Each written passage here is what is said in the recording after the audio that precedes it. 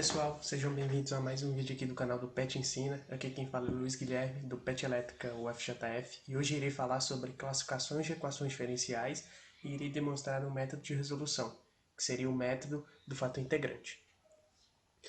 Hoje irei abordar 4 classificações iniciais e que são de grande importância no decorrer de seu curso. A primeira classificação que irei demonstrar será em relação ao seu tipo, que se difere entre equações diferenciais ordinárias e equações diferenciais parciais. Uma equação diferencial ordinária é quando na equação diferencial aparecem apenas derivadas simples, ou seja, quando aparecem derivadas em relação a uma única variável independente.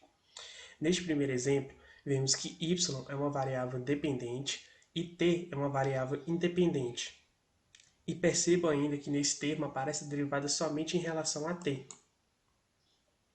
No segundo termo à direita da igualdade não aparece derivada, logo podemos concluir que essa equação diferencial é do tipo ordinária. Seguindo o mesmo raciocínio, neste outro exemplo temos uma segunda derivada de y em relação a t. E no segundo termo à direita não temos mais nenhuma derivada, logo também podemos concluir que é uma equação diferencial do tipo ordinária. Já uma equação diferencial parcial é quando na equação diferencial aparecem derivadas parciais, ou seja, quando aparecem derivadas em relação a duas ou mais variáveis independentes. Neste primeiro exemplo, apresentamos uma equação bastante importante, conhecida como equação do calor, onde α² é uma constante real dada, U é a variável dependente e x e t são as variáveis independentes. Neste termo, podemos notar uma derivada parcial de segunda ordem de u em relação a x, e nesse segundo termo aparece derivada parcial de primeira ordem de u em relação a t. Então, como aparecem derivadas parciais em relação a mais de uma variável independente, logo podemos concluir que essa equação diferencial é do tipo parcial. De forma similar, temos a equação da onda neste segundo exemplo, também bastante importante e que segue os mesmos critérios do primeiro exemplo, logo podemos definir como uma equação diferencial do tipo parcial, pelo mesmo motivo. Já um segundo tipo de classificação bem importante é em relação à ordem, onde a ordem de uma equação diferencial é a ordem da derivada de maior índice que aparece em uma equação. Ou seja, neste primeiro exemplo temos a primeira derivada da função y em relação a t, logo temos um EDO de primeira ordem. Já nesse segundo exemplo temos a segunda derivada da função y em relação a t, logo temos um EDO de segunda ordem. Mas suponha que geralmente a equação tem essa característica, onde a enésima derivada é o maior índice que aparece, então temos um EDO de ordem n. Um terceiro tipo de classificação é em relação à linearidade, ou seja, uma equação diferencial ordinária dada com essa configuração é dita linear se a função f é uma função linear nas variáveis y, y' e derivada enésima de y. E note que eu não falei nada em relação à variável t. Caso isso não se cumpra, dizemos que a equação é não linear. Mas então, suponhamos que uma equação diferencial ordinária linear de ordem n geralmente é da fórmula uma função de t vezes y, uma função de t vezes a primeira derivada de y, uma função de t vezes a derivada enésima de y e uma função g de t, que assume qualquer valor real que para a gente não importa muito. Ou seja, neste primeiro exemplo, temos a derivada de y em relação a t, logo esse termo é linear, pois podemos ver como uma função de t vezes o y, ou seja, a gente pode reescrever isso como 1 vezes y. Logo esse termo é linear. Já esse termo y de t também é linear, pois pelo mesmo critério podemos escrever como 1 vezes a função de y, logo esse termo é linear, e esse seno de t assume o nosso papel dessa nossa g de t, assume qualquer valor real. Então, essa equação diferencial é linear. Já nesse segundo exemplo, temos a segunda derivada da função y. Esse termo é linear, pois pelo mesmo critério podemos escrever como 1 vezes a segunda derivada de y. Mas note que esse termo à direita não é um termo linear, pois a função de y está sendo levada ao cubo. Logo, esse termo não é linear e logo essa equação diferencial é não linear.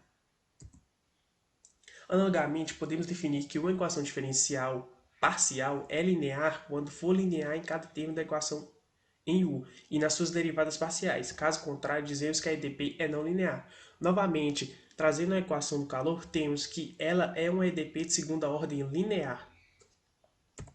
Mas note que nesse segundo exemplo, temos uma segunda equação diferencial parcial, onde não é linear por conta desse termo.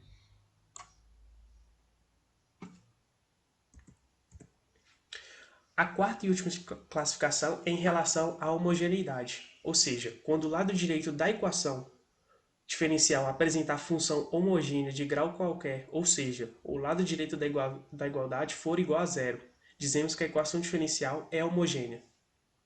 Ou seja, contemplando todas as nossas classificações que eu apresentei aqui hoje, temos um EDO não linear por conta desse termo, homogênea, pois o lado direito da igualdade é igual a zero, de quinta ordem, pois o índice da derivada que aparece é 5. Já nesse segundo exemplo, temos um EDO linear, pois é linear em cada termo, tendo o cossino assumindo o nosso valor da g de t, que assume qualquer valor real. Não homogênea, pois o lado direito da igualdade não é igual a zero.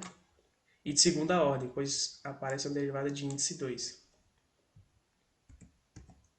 Já aqui, vamos entrar no método de resolução de EDO, que seria o método do fator integrante. Ou seja, dado uma equação diferencial que tem essa característica, e principalmente que A e B essas funções sejam integráveis, ou seja, o método consiste em construir uma nova função midT. Eu vou tentar buscar um midT para que eu possa fazer o seguinte algebrismo. Eu vou multiplicar o midT em cada termo dessa igualdade e logo ter esse midT com cada parcela dessa minha equação. E logo, isso aqui te lembra algo do cálculo 1. E quando você vê isso, você tem que lembrar diretamente da derivada de um produto.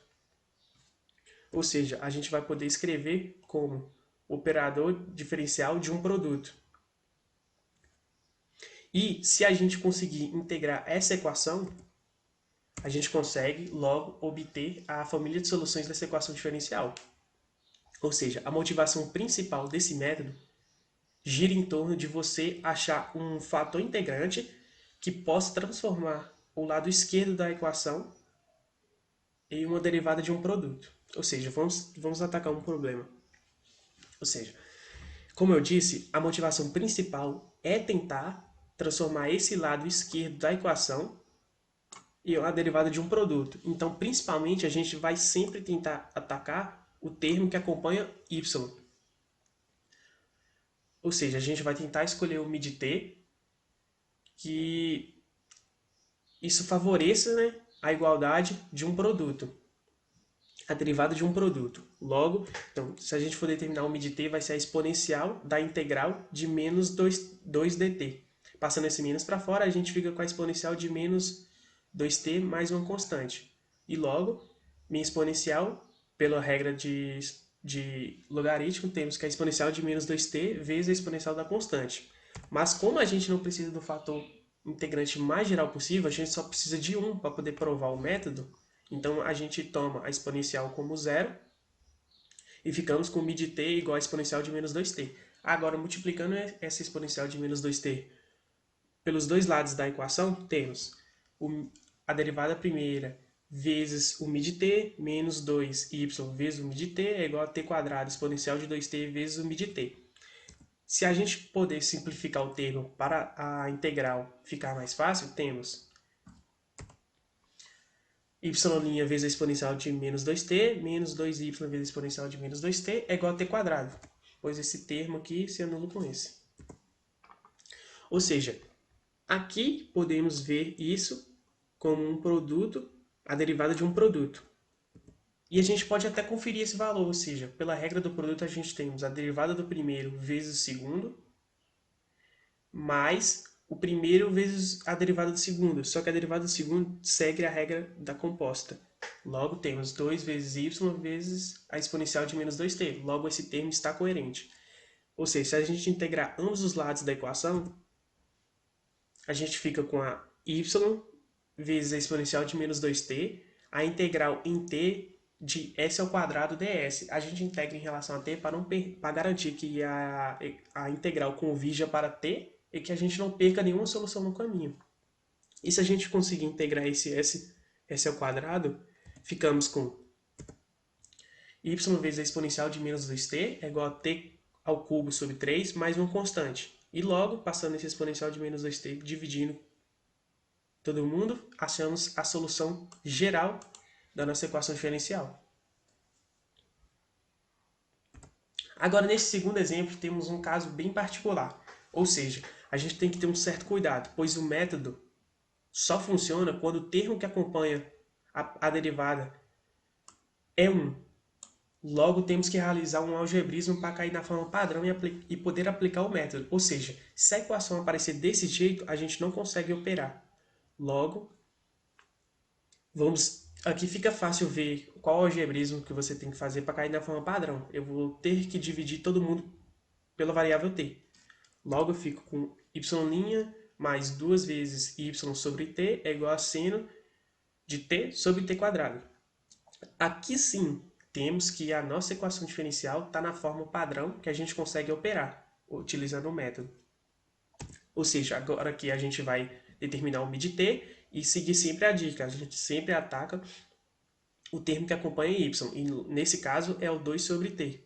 Logo, então, ficamos com a exponencial da integral de 2t dt, logo é a exponencial de 2 vezes o ln do módulo de t. Mas note que no nosso problema, ele deu que o nosso t tem que ser maior que zero. Então, isso somado com a propriedade de logaritmo, temos que a exponencial do ln, esse 2 pode passar para cá, fica t ao quadrado, e como t sempre é positivo, temos que é igual a t quadrado.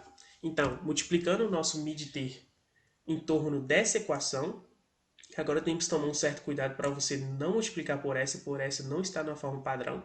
Então, a família de soluções dará outra e estará errada. A gente encontra y' vezes t quadrado mais 2 vezes y vezes t é igual ao seno de t. Ou seja, a gente pode escrever isso como a derivada de um produto. E a gente pode conferir, ou seja, é a derivada do primeiro vezes o segundo, ok, mais o primeiro vezes a derivada do segundo, ok. Logo, se a gente conseguir integrar isso, a gente consegue achar a família de soluções. E se a gente integrar ambos os lados, a gente fica com a integral de t de seno s ds. E logo, a integral de seno é menos cosseno. Então temos que y vezes t quadrado é igual a menos cosseno de t mais uma constante. Passando esse t quadrado dividindo os dois termos, temos a solução geral da nossa equação diferencial. E aqui se encerra a nossa videoaula. Qualquer dúvida, sugestão, deixe nos comentários abaixo e se inscreva nas nossas redes sociais. Acompanhe o trabalho do PET. Muito obrigado.